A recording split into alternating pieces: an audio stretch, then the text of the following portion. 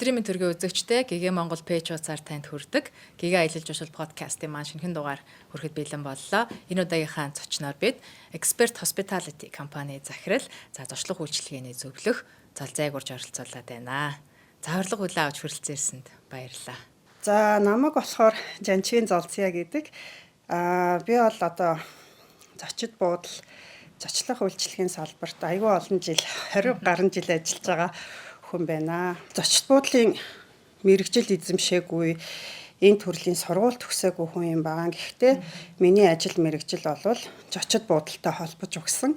Яаж холбогдсон бэ гэхээр би зэрэг 90-ад оны сүүл 2000 оны ихээр сургууль төгсөх алдтаа зочид буудалд одоо тухайн үед зочид буудлууд харьцангуй өндөр цалинтай бас цэвэрхэн тоглог ийм байсан. Тийм учраас би Баянгол зочид буудал дээр очиод ажилд орно гэдээ очиж исэн юм байна. Тэгээд тухайн үед Чимэд Улмгаа гэдэг манай хүний нөөцийн дарга байсан. Энэ хүн намайг төгссөн сургуультай минь холбоод намайг анх ажилд авч исэн байгаа. Тэгээд ажилд авсан шалтгаан нь болохоор зэрэг тухайн үед Баянгол зочид буудал БСБ компани зочид буудлын захиалгын программыг дөнгөж нэвтрүүлж ирсэн. За БСБ гэж захиалгын програм байсан. БСБ гэдэг одоо сүүлдээ манайд дэлгүүр электрон багаараа зардаг том дэлгүүр байдаг шүү дээ. Тэр зочид буудлын захиалгын программыг анх нэвтрүүлээд Баянголд хэрэгжүүлж эхэлж исэн ийм үе таарсан. Тэгэхээр 90 оны сүүл 2000-ад оны ихэр гэсэн үг. Тэгэхээр зэрэг тухайн үед бол яг компьютерийг бас сайн ашигладаг хүмүүс байж байгаагүй. Би бол КТМС-ийн буюу компьютер менежментийн сургуулийн ангийг төгссөн. Бас тодорхой хэмжээнд компьютер ажиллуулж чаддаг ийм хүн байж таарсан. Тэгээд захиалгын албан дээр нь очиод захиалгуудын шивээд оруулаад зочид буудлынх нь ингээд одоо захиалгуудыг хийж чадчихсан учраас намайг ажилд авсан. Ажилд авахдаа би зочид буудлын ресепшн гэдэг албан тушаал дээр захиалга хийдэг ийм ажлыг хийж эхэлсэн байгаа. Ингээд ер нь бол миний зочид буудалтай холбогдох түүх ингэж эхэлсэн. Тэгэхээр ч одоо 26 27 жил тий ер нь бол тийм.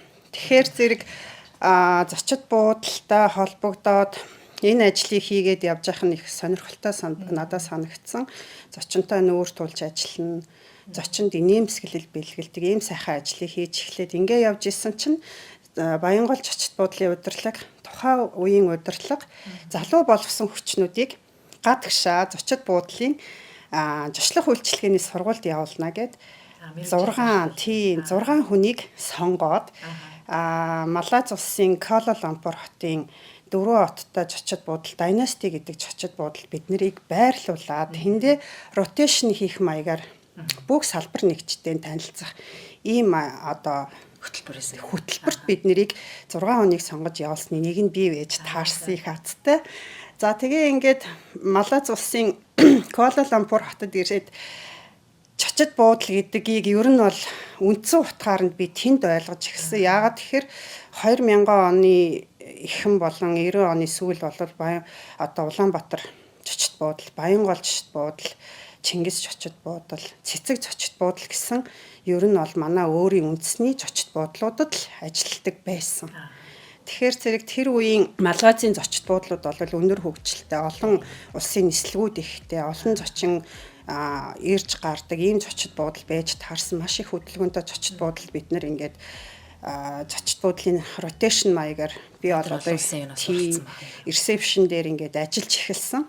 За ингээд ресепшн дээр ажиллаж эхэлсэн чинь фронт офисын менежер маань бид нарыг өглөө шалгадаг. Яаж шалгадаг вэ гэхээр зэрэг өнөөдрийн VIP зочны нэрийг хэл. Өнөөдөр энэ рестораны тухайсан спешиал хоолны нэрийг хэлж чадах ёстой гэдэг юугаар ингээд бүх мэдээлэл фронт офис байх ёстой гэдэг утгыг бүр яг нэг бүрсэн шалгаж байна тийм ээ. Тийм. Тэгэхээр зэрэг бид нэр ажилд гарахын өмнө энэ юмыг хэлж чадахгүй бол бид нарыг ажилд гаргадаггүй байсан. Тэгэхээр зэрэг урд оройны дүүти менежерийн гаргасан VIP-ийн зочдын нэр нөгөө хэл хугарам хоолных нь нэрслүүдийн ингээд орой болгон чэйжлээд тэгээд маргаашийнхаа ажил бэлдээд ингээд ордог болсон. Энэ маань ч гэсэн биднэрт одоо зөв ажлын дадлыг хэвшүүлсэн. Ажлыг бол ингээд зөв хэрэгжүүлэх ёстой, хийх ёстой юм байна. Зочинд юм асуухад мэдхгүй байхгүйгээр хариулж явах ёстой юм байна гэдгийг ойлголтыг өгсөн. Тэгээ яг би энэ бүхнийг ингээд түүх болгон яриад байгаа нь болохоор зэрэг зочлог үйлчилгээний сургууль сурч байгаа энэ чиглэлээр сурах сонирхолтой хүүхдүүдэд бас уран болох юм болов уу гэж утгаар нь би энэ аялал жуулчлал зочд буудлын салбартай холбогдсон жижигэн түүхүүдийг яриад байгаа шүү. Тэгэхээр ингээд зарим хүмүүсээ гайхчихж магадгүй энэ яас их юм ярьдгийн яагаад ийм юм яриад ийн гэж бас бодож магадгүй. Энэ маань тэгтээ манай салбарт дуртай болох одоо энэ чиглэлөө сурахыг хүсэж байгаа хүүхдүүдэд хэрэгтэй болов гэж би бодож байна.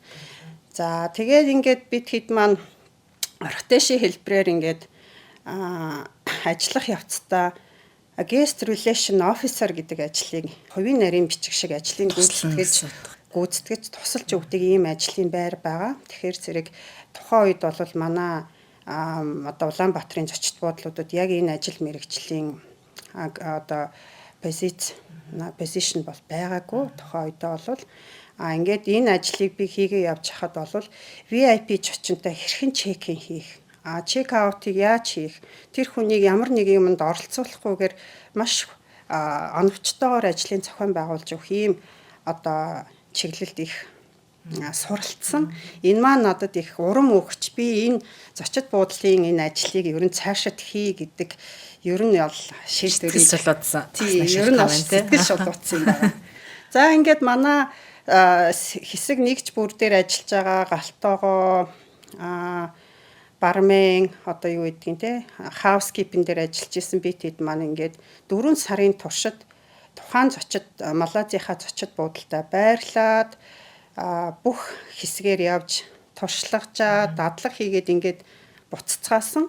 Баянголдоо ирээд энэ ажлуудаа бид нар бас тодорхой хэмжээнд хэрэгжүүлж ажиллаж эхэлсэн байгаа. Гадны одоо туршлагыг хэрэгжүүлж тийм гадны одоо байгууллагынхаа явуулж өгсөн энэ одоо үр дүн гаргахын төлөө бид нар бас хичээж ажиллаж эхэлсэн.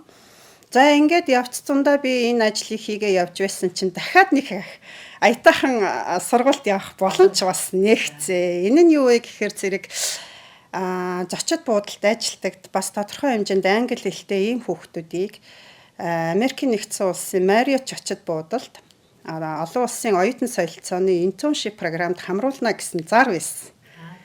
За энэ зарын дагуу би ямар ч гэсэн ингээд ярилцлаганд нь ороод үтсэн чинь тэнцсэн. За ингээд тэнцсэн хүмүүсээс 10 хүний материалыг Marriott зочид буудлын руу явуулсан юм байна. За ингээд 10 хүний материалыг явуулсны дараа Marriott зочид буудал цаанаасаа phone call хийж бид нарыг phone interview хийж одоо утсаар ярилцлага авч бид нарыг шалгасан. Тухайн үеийн тэгээд нөгөө цагийн зөрөөнөөс шалтгаалаад бид нар ингээд айгүй инэттэй шөнийн 12 цагийн үед дуудлага хүлээгээд зогсдог байсан. За ингээд Marriott зочид буудлаас биднээс маш олон төрлийн асуултуудыг асуудаг гэсэн. Зочид буудалтай холбоотой. Тэгээ энэ тухайд нөгөө Малайзд бас дадлаг хийцэн маань их нөлөөтэй байсан учраас тийм ингээд туршлагуудаасаа яриад ийм ажлуудыг ингэж хийдгээ гэдэг ярьсны үр дүнд нөгөө 10 хүнээс 3 хүнийг шалгаруулад Америкийн нэгдсэн улсын Marriott зочид буудлын одоо World Wide Reservation Center дадлаг хийх ийм эрх нээгдээд маш хурдан виз маань гараад ингээд бүх зардлын минь даагаад Marriott-д сурах болсон байт юм аа.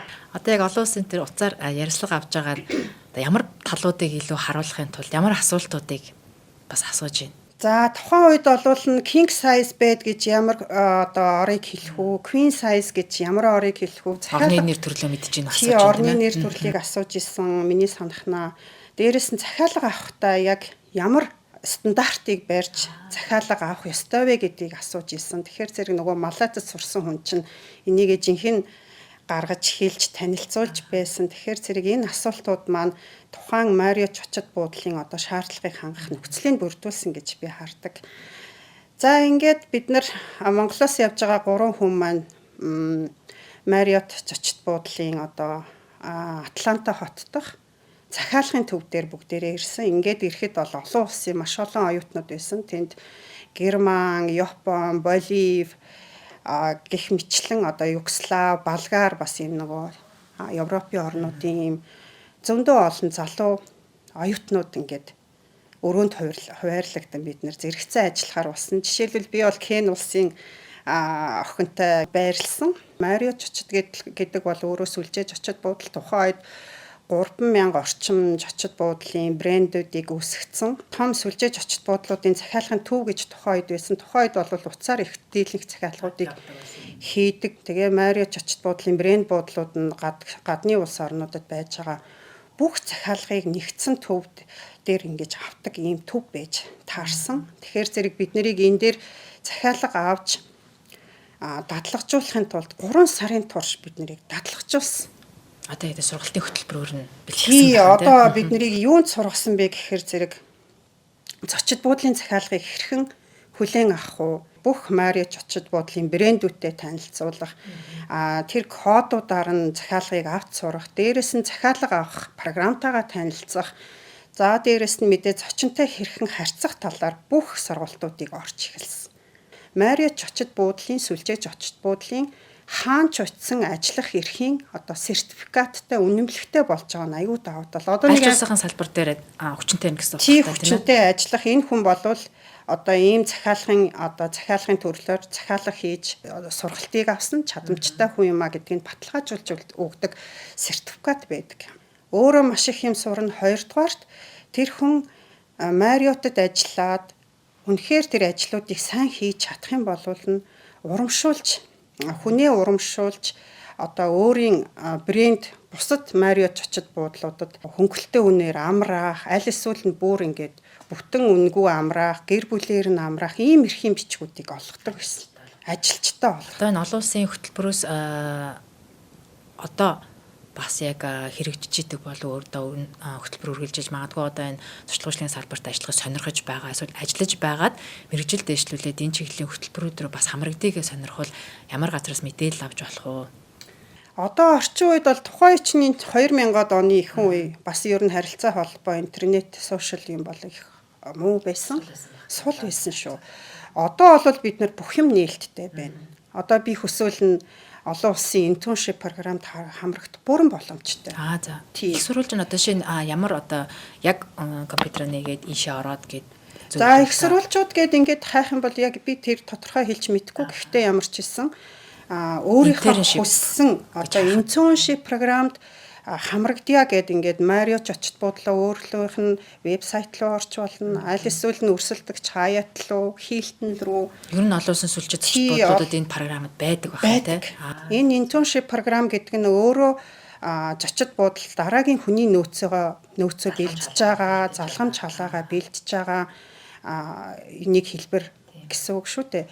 Тэгээд ер нь бол одоо орчин үед бүх юм нээлттэй байгаа үед энэ залуучууд хүүхдүүд энэ чиглэлээр суралцахыг хүсэж байгаа бол өөрөө хүсвэл нь юу ч хийх боломжтой ийм цаг үед амьдарч байгаа шүү. Тийм байна. Манай одоо яг энэ зочлох үйлчилгээний бас хурал уулзалтууд дээр ярьдаг хамгийн гол асуудал бол хүний нөөцийн хомсдол гэдэг тий. Тэгэхээр яг энэ олон улсын жишг бол хүний нөөцөө ингэж одоо хөтөлбөрөөр өөрсдөө бэлдэж бас явдаг байхan тий. Тийм сүлжээ Чочод буудлууд дандаа өөрийн философитой байдаг. Өөрийн ийм одоо брэндийг үүсгэсэн дандаа ийм бодлоготой байж идэг юм бэлээ.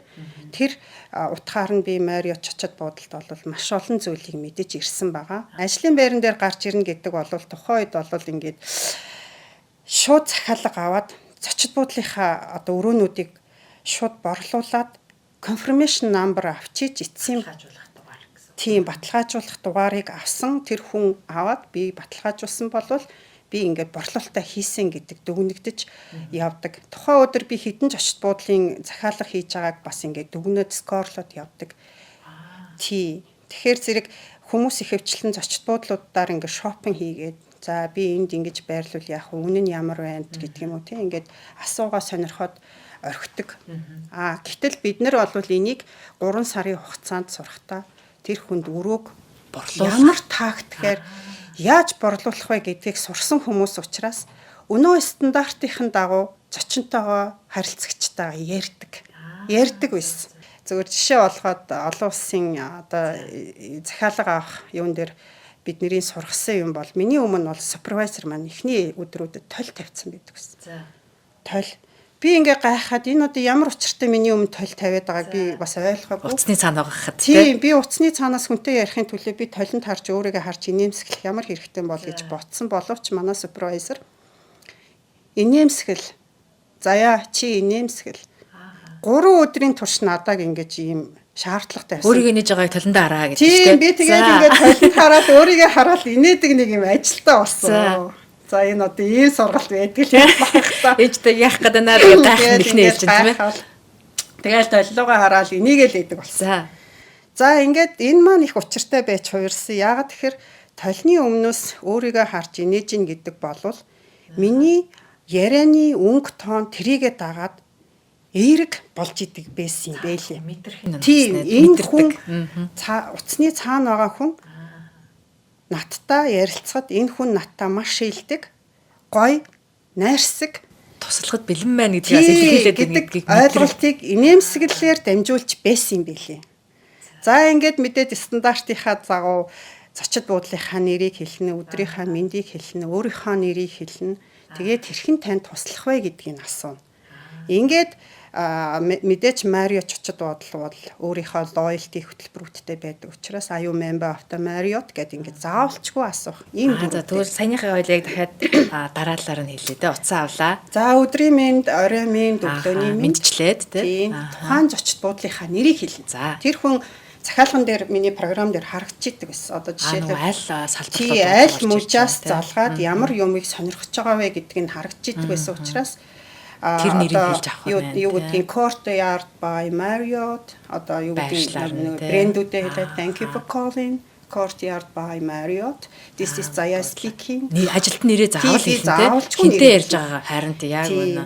Тэгээд би how may I help you гэдгийг би заавал хэлэх ёстой. Одоо би яа туслах юм бэ? Би танд хэрхэн туслах вэ гэдгийг асуух ёстой. Туслахтаа бэлэн байх шүү гэдгийг илэрхийлэх ёстой. Энэ бол бүр дүрм. За энэ дөрөв үе шатыг заавал хэлж бид болвол би хаалган дээр би суух ирэхгүй бөгөөд тэрийг хийгээд чирэггүй.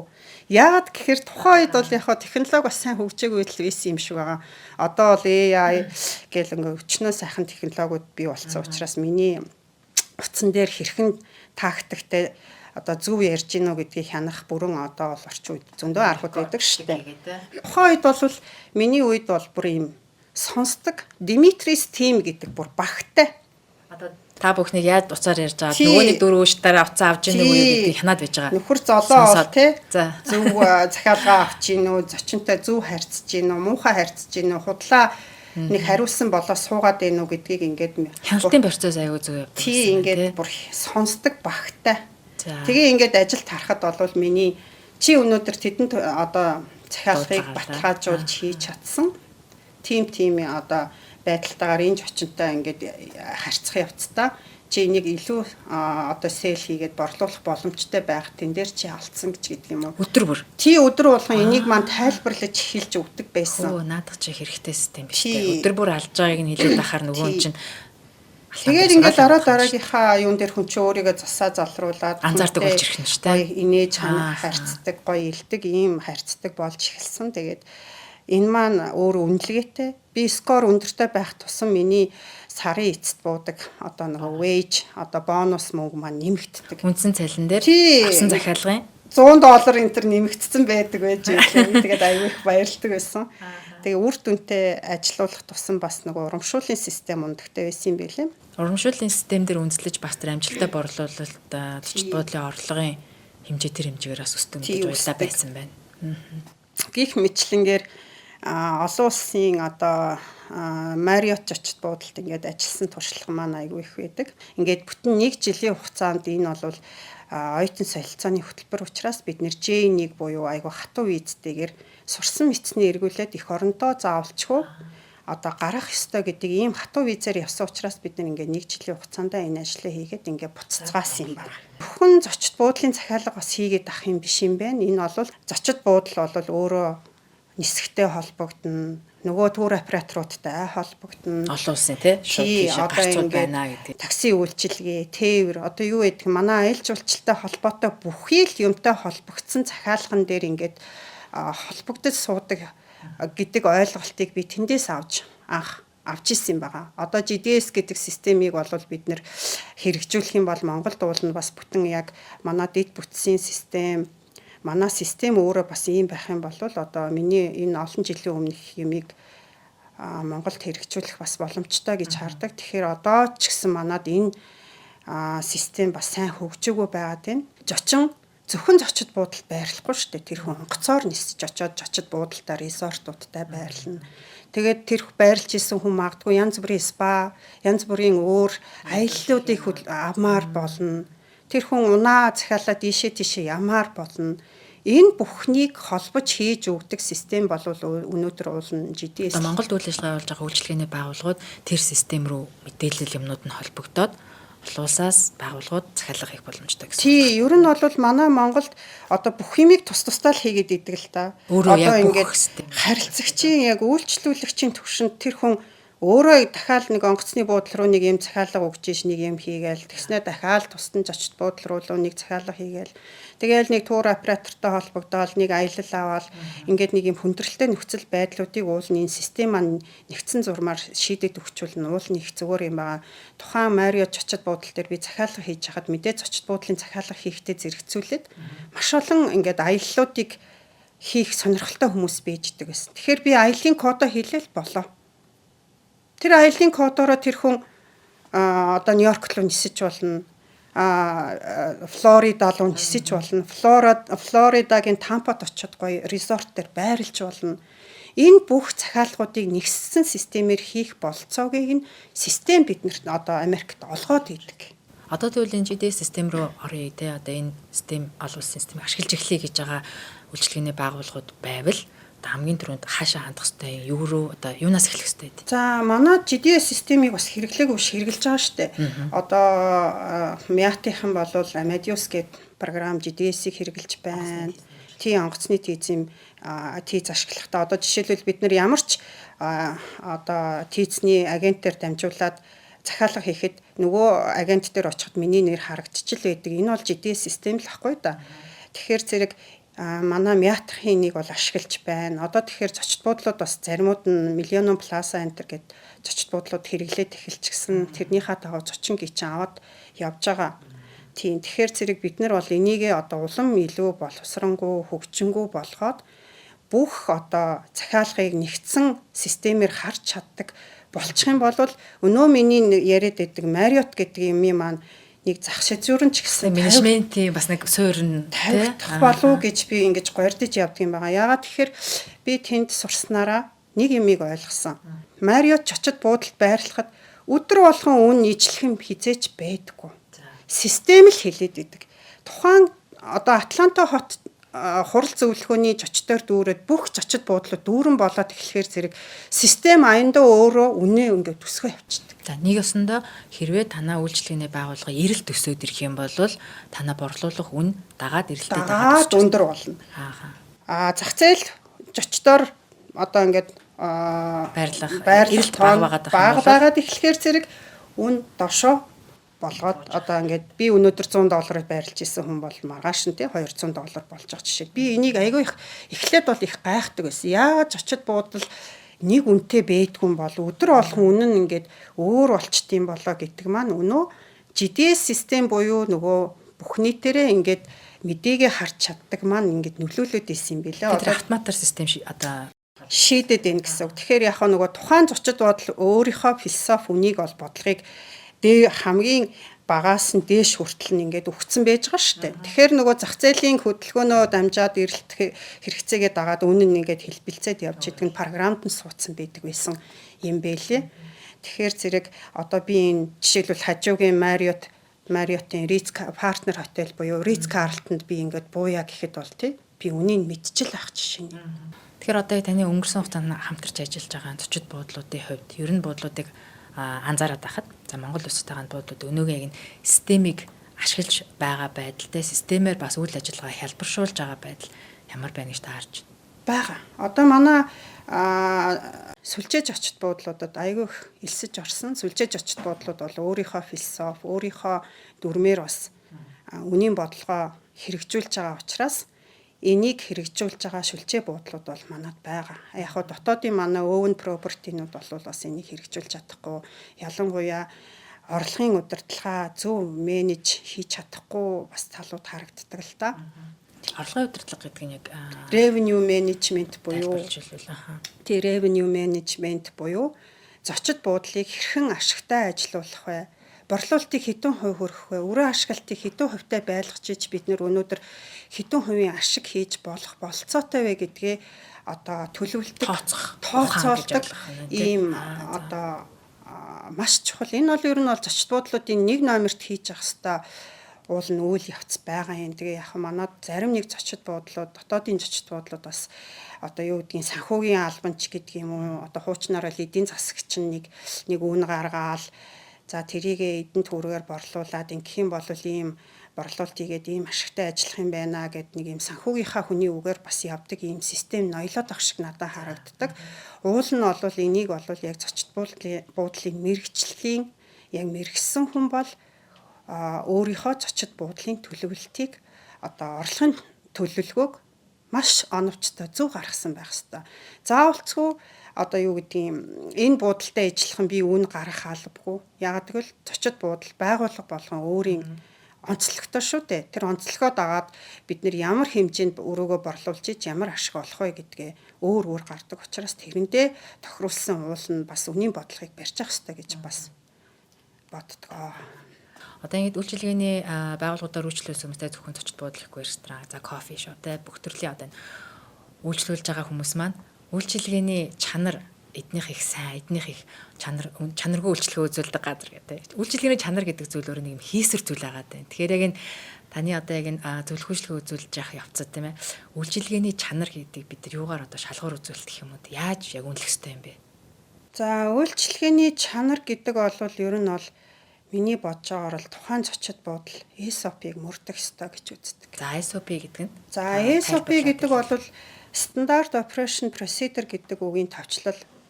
За тэгэхээр энийг яагаад хэрэгжүүлэх хэрэгтэй вэ гэхээр зэрэг тухайн зочид буудал өөрийн онцлог таарсан үйл ажиллагааны процессын зааврыг заавалчгүй гаргасан байх ёстой. Үйл ажиллагааныхаа процессын тодорхойлж процессыг детальчлаад зааварчлаад бичсэн л байх ёстой л гэсэн үг. Тухайн ажлыг яаж хийх вэ гэдэг одоо зааврыг нь цаасан дээр буулгаад өгсөн л ийм стандарт хариулна гэхээс илүү утсандаа яаж хариулах вэ нөө саяны таны хэлдэг мэдчлээд нэрээлээд яа туслах байгаа хэлээд гэдэг чи яаж юмээ хийхийг зааж өгдөг бичиг зааж өгсөн бичиг баримт. За яг хөө манаа дээр болохоор ингээд хүмүүс юу гэж ойлгодог вэ гэхээр стандарт гэдэг үг ороод ирэхээр айж эхэлдэг. За ялангуяа буудлын дунд шатны ажилчид стандарттай холбоотой үг гараад ирэхээр энэ надад юу н ямар хамааттай. Энийг менежер л мэднэ үз. Тэр SOP-гээ яриад илээ надад бол огт хамаагүй. Надад энийг би заавал одоо яах хэрэгтэй ч биш гэсэн ийм ойлголтуудыг авцсан яваа харагддаг. Тэгээд миний бодлоор бол SOP гэдэг бол нэг хайхтар хөндрүүлж ойлгох юм бол биш.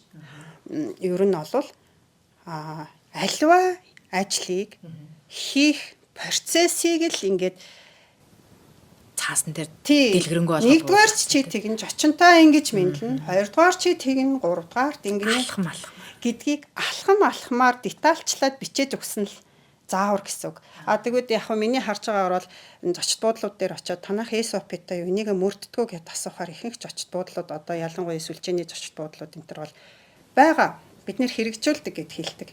За тэгээд ингээд яаж хэрэгжүүл чинь та нар яаж ингээд ямар зарчмаар хэрэгжүүлдэг вэ ингээд зарим SOP-тэй танилцахаар зэрэг ийм дутагдлууд харагддаг. Зүгээр л нэг ийм цаас болгоод тайчихсан.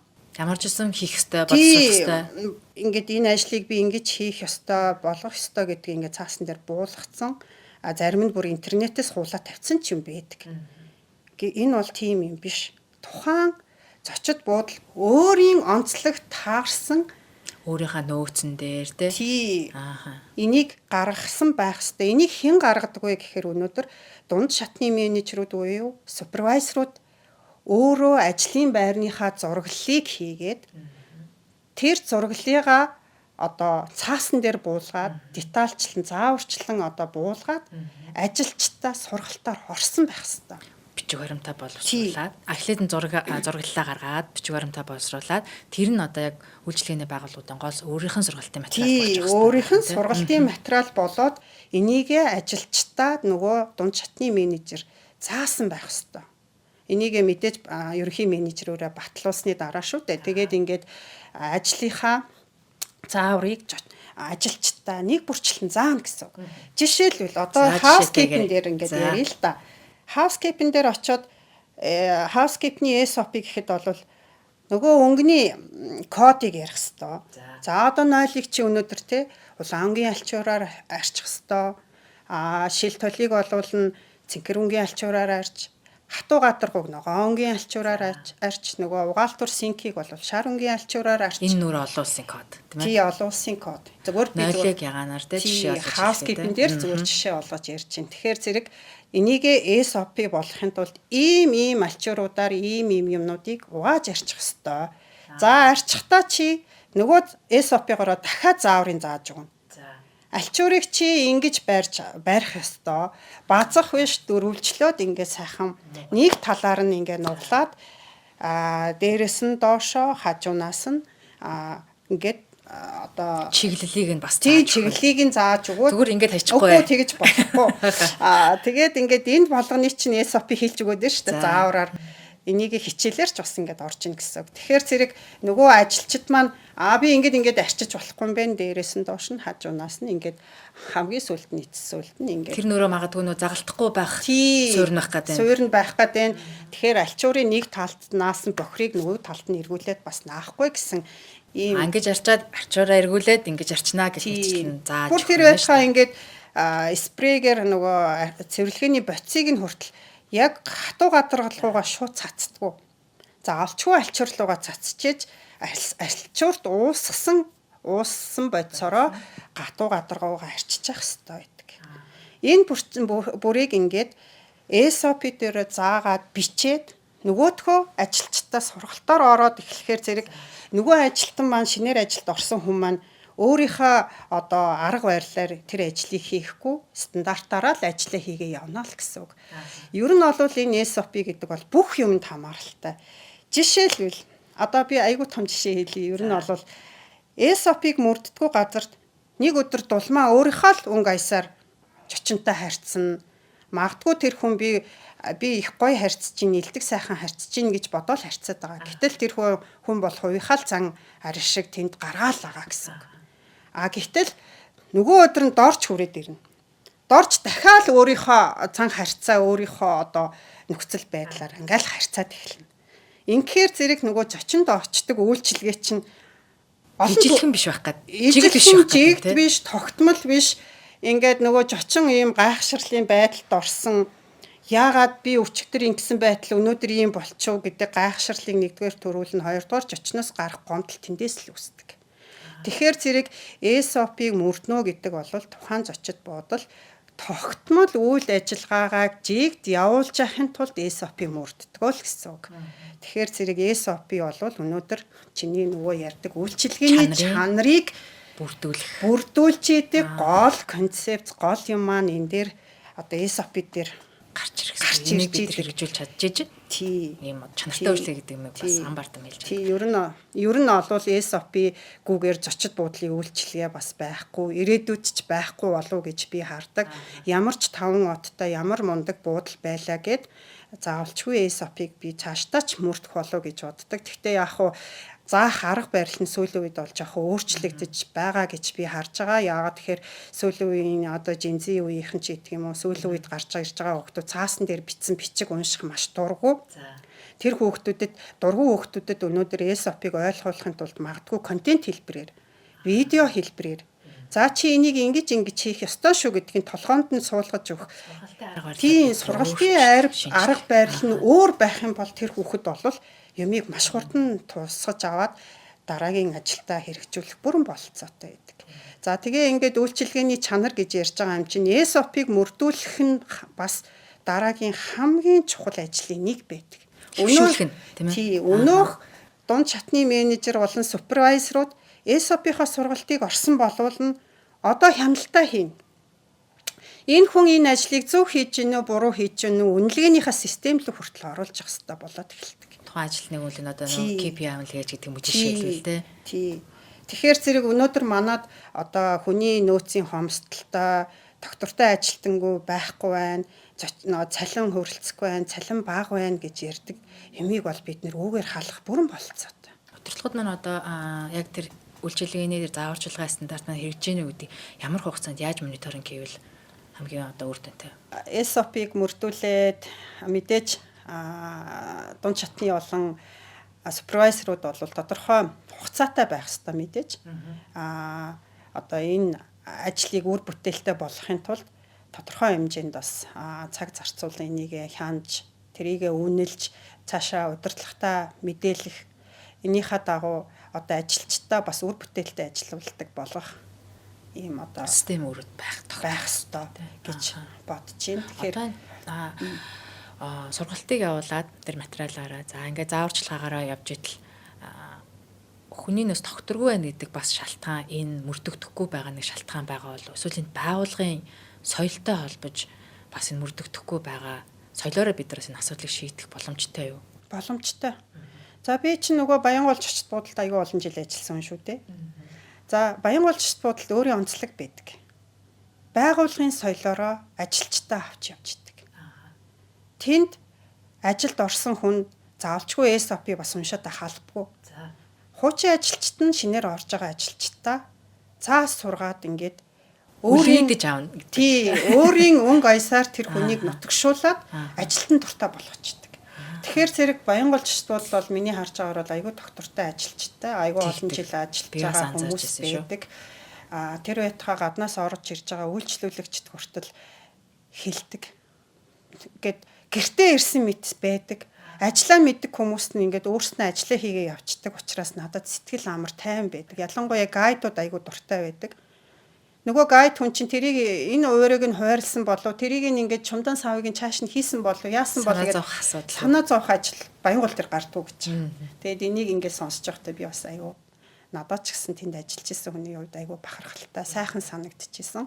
Тэгэхээр байгууллагын соёлыг бий болгодог хүмүүс нь өөрөө байгууллагын ажилчид удирдлагууд тэнд олон жил ажилласан хүмүүсийн л одоо өөр нөлөө тухайн байгууллагын удирдлагын өөрийнх нь тогтолцооны хэлбэр бас тэнд яваад байгаа гэсэн үг. Мэдээж тухайн байгууллага олон жил явж ийж туршлагачж ийж энэ бүгдийг бүтээж байгаа. Тэгэхээр сүүлийн үед шинээр баригдаж байгаа зочид буудлуудад бас энэ бас тогтоход хэцүү учраас энийг ESOP-гаар л мөрдөн.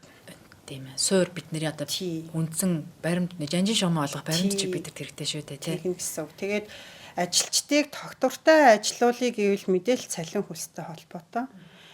Тэгээ би тэгээ бас их гайхтгийн анх намайг Баянголд ингээд ажилд орж хахад Баянгол бол ер нь одоо манай энэ салбар бол хамгийн өндөр цалинтай газар байсан шүү дээ. За. Жишээлбэл одоо төрийн байгууллагт ажилладаг хүний цалингаас 3 дахин өндөр цалинтай байдаг гэсэн. 3 дахин. За тэгээ тухайн үед бид нар чинь бүр ингээд валютаар нөгөө юугаа авдаг байсан, шагналаа авдаг байсан. Яагаад тэгэхээр бид нар чинь валютаар үйлчилдэг зочдод үйлчилж байгаа учраас тийм одоо урамшуул энэ төр авдаг. Тухайн үеийн одоо манай салбарын цалин айгүй өндөр байсан шүү. Үнэлэмж өндөр байсан. Тэгсэн одоо яагаад ингээд бүр харин хамгийн бага цалинтай хамгийн одоо муу одоо гэдэг юм уу бага цалин гаим авдаг систем рүү орцсон би бас заримдаа их гайхдаг. Яг энэтэй холбогдуулаад би 22 оны хамгийн сүүлийнх нь хэвлэгдсэн байгаа статистикийн тоон дээр үйлдвэрлэл үйлчилгээний салбарт одоо манайхаар ялагдаж байгаа зочлох үйлчилгээний салбар. За тэгээд зочлох үйлчилгээний салбарын дундаж ажилтны цалин сая хүрэхгүй 900 хэдэн мянга яг дундаж нь. Тэгээд улсын дундаж 1.5 сая хэдэн байна. Тэгээ ингээ харьцуулаа харахаар 1.5 саяас доогууртай бараг сая хүрэхгүй дундаж цалинтай байгаа бол энэ бас манай үйлчилгээний салбарын хүний нөөцийн хомсдол нөлөөлж байгаа том хүчин зүйл байна. Тий, хүчин зүйл мөн доктортой ажиллах нөхцөлийг бүрдүүлж өгөхгүй шүү дээ. Тэгэхээр би бол ингэж боддог. Ер нь бол байгууллагын удирдлага зөрөгтэй зарим үед шийдвэрүүдийг гаргадаг байгаасай. Миний харж байгаагаар бол сүүлийн үед одоо зочид буудлуудад бууж байгаа хүний тоо ихссэн байна. Борлуулалт өндөр болж байна.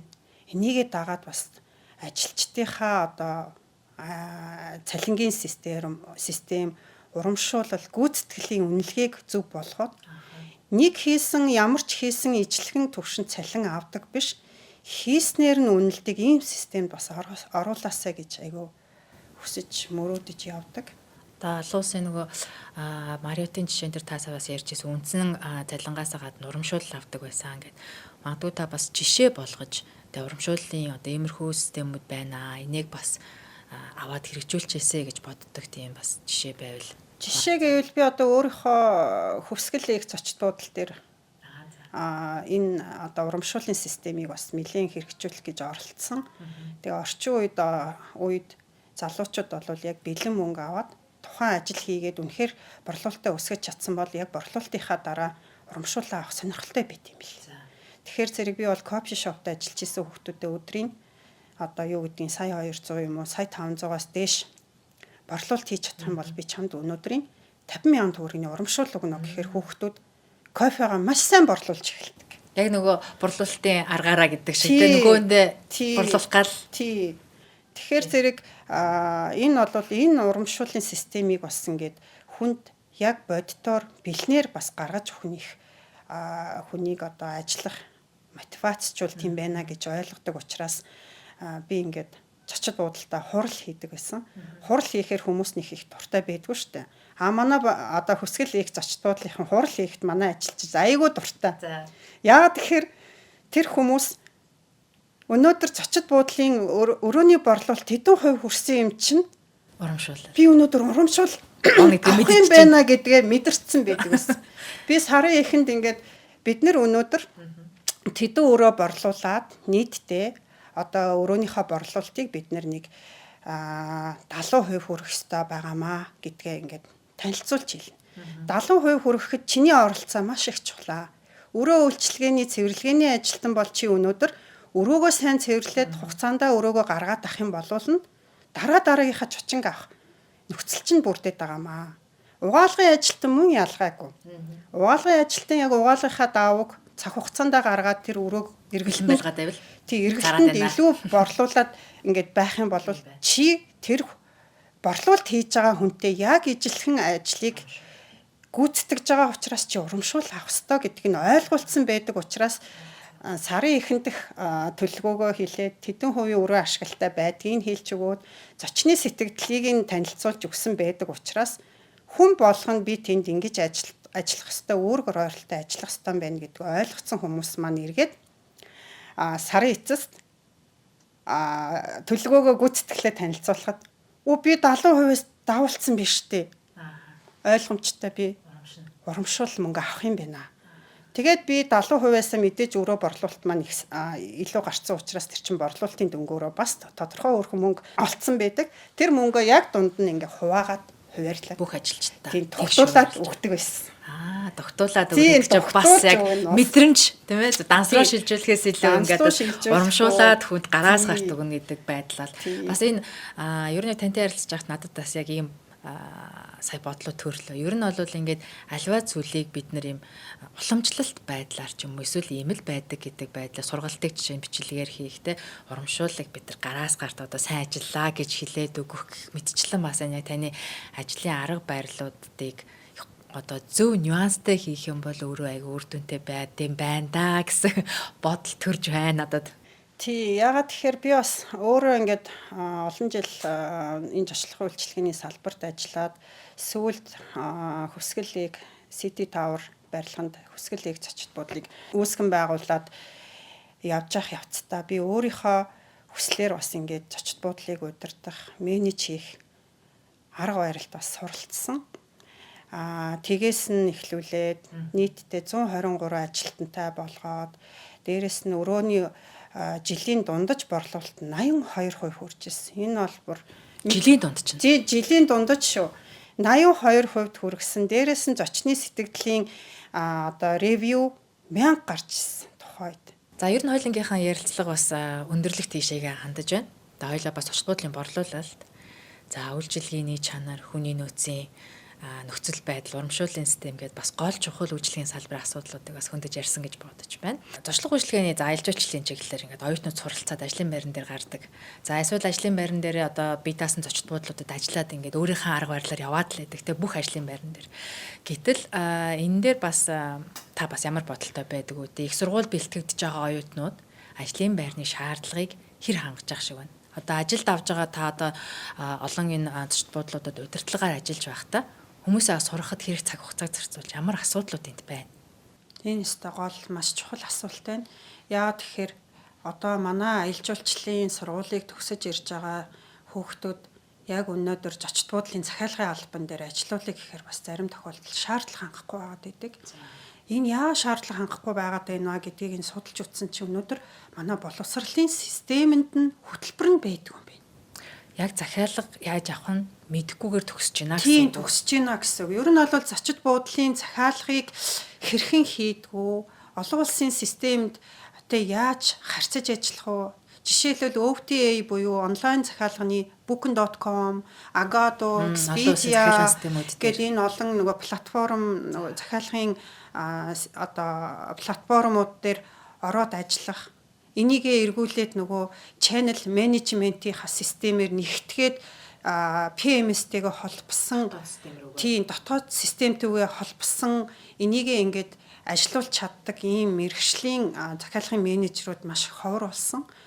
Тийм тэгэхээр зэрэг миний харж байгаагаар бол яг зочлох үйлчилгээний сургуулийг төгсөж байгаа энэгээр мэргэжсэн хүүхдүүд бас гарч ирж чадахгүй байгааг энэ шалтгаан нь өнөөдөр боловсролын системд яг энэ хичээлийг ордог, заадаг хөтөлбөр байдгүй юм байлээ. Тэгэхээр зэрэг энд багш нарын буруу биш, хүүхдийн буруу биш, яалчгүй манай боловсролын систем нь өөрөө энэ ажил мэргэжлэр сурах хүүхдүүдэд хөтөлбөрийг оруулж өгөх ёстой байна гэдгийг олж харсан. Дээрээс нь одоо захиалгын менежер гэдэг албан тушаалын индекс байдгүй юм байл. Одоо нөгөө бартендер, бармен гэдэг одоо нөгөө зочин уурдаг, зөөгч гэдэг хүмүүс одоо юу гэдгийг хөтөлбөрийн яамн дээр ч гэдэг юм энэ ажил мэргэжлийн ямат гэдэг гар авлууд индексүүд нь бол байж идэг. Гэвтэл манай захиалгын менежер гэдэг албан дээр ажлын байр байхгүй. Тийм индекс нь байхгүй, ажлын байрных нь мэргэжил биш гэж үзэж байна. Одоо гэсэн үг л болж хуурайд байна. Тэгэхээр зэрэг миний харж байгаагаар бол магадгүй зочд буудлын захиалгын менежер хийжсэн өнөөдөр тэтгэвртэй гарах юм бол тэр хүн одоо ажил мэргэжлийн индекс байхгүй гэдэг шалтгаанаар өөр индексээр өөр ажил мэргэжил хийжснээр тэтгэвртэй гарах юм уу яах юм мэдэхгүй. Надад бол их сонирхолтой санагддаг. Тэгэхээр одоо энэ шаардлага одоо хангахгүй байгаа үед зочд буудлууд нэг ажилд нэг сургаж авахын тулд ямар хугацаа шаардах вэ? Буцаагаад нөгөө сургасан ажилтнаа алдахгүй тулд одоо яах ёстой? За энэ чинь л ерөөсөө нөгөө зочд буудлуудын захиалгын менежерүүдэд тохиолдоод байгаа, зочд буудлуудад тохиолдоод байгаа бас их бэрхшээлүүдийн нэг болж хувираад байна. Тэр хүнийг сургаж авч дадлагжуулахын тулд бүр нэг дор аяллыг 6 сар, багтаа 6 сар хагас жил, бүтэн жил тэр хүнийг ноцолдчихж нэг захиалгын менежер ийм хэмжээнд ингээд дадлагжуулаад аваад ажилуулах гэхээр нөгөө хүн маань ажил мэргэжил нь ховор учраас өөр зочид буудал жоохон өндөр цалин өгөхөд тийшээ явчихна. Мэдээж одоо хүн чинь мөнгө олохын тулд ажил хийж байгаа учраас бас бурууд харахгүй ч юм шиг. Тэгээ ингээд миний нөгөө айгүй олон цаг зарцуул сургасан хүн маань ингээд өөр тийшээ явчвал одоо хаашийн ажилдаа авах зардал гэдэг зүйл дахиад хүн сургана, дахиад цаг зарцуулна маш хүндрэлтэй санагддаг. Тэгэхээр энэ дээр боловсролын систем бас анхаарч хөтөлбөр юм нэмж өгөөсэй л гэж хүсье да. Тэгэхээр захиалга ажиллагаар бидний ойлгож байгаа бол тэ за сайн байна уу, за захиалга өгснөө, за окей захиалгаж авлаа. Ингэдэг юм шиг харагдаж байгаа боловч тийм ээ. Яг олон улсынхаа стандартад нийцсэн одоо тэр үйл ажиллагааг явуулах юм бол нөгөө олон систем дээр ажиллах, англи хэлтэй байх, саяны Мариотын хөтөлбөр шиг нууцсанд хариулж амжилттай борлуулах бол энэ олон ур чадварыг эзэмшихийн тулд бас яалтчгүй манай дээд боловсролын хөтөлбөрт шинжилэл хийх нь бас хэрэгтэй гэж хэлж байна тийм. За тэгээд маш их баярлалаа. Тэгээ Монголын бассейн зочлох үйлчилгээний салбарын хөгжилдтэй та маш их чухал үүрэг тойрол оруулж байгаа. Талархал илэрхийлмээр. Тэгээд энэ ажлаа бас илүү олон байгууллагт хүргэж ажилласай гэж бас хэлмээр байна. Ингээд хүрэлцэн ирсэн танд маш их баярлалаа. Халиунадаа олон бусад сонсогч нартай бүгдээрэнд нь сайн сайхан бүхнийг хүсье өрөөе. Баярлалаа. За баярлалаа. Гигэ Монгол пэйж хуудасаар танд хүрдэг Гигэ аялал жуулчлал подкастын маань энэ дугаар өндөрлөж байна. Удахгүй шин зочинтой шин дугаараараа уулзцаая. Баяртай үзэгчдээ.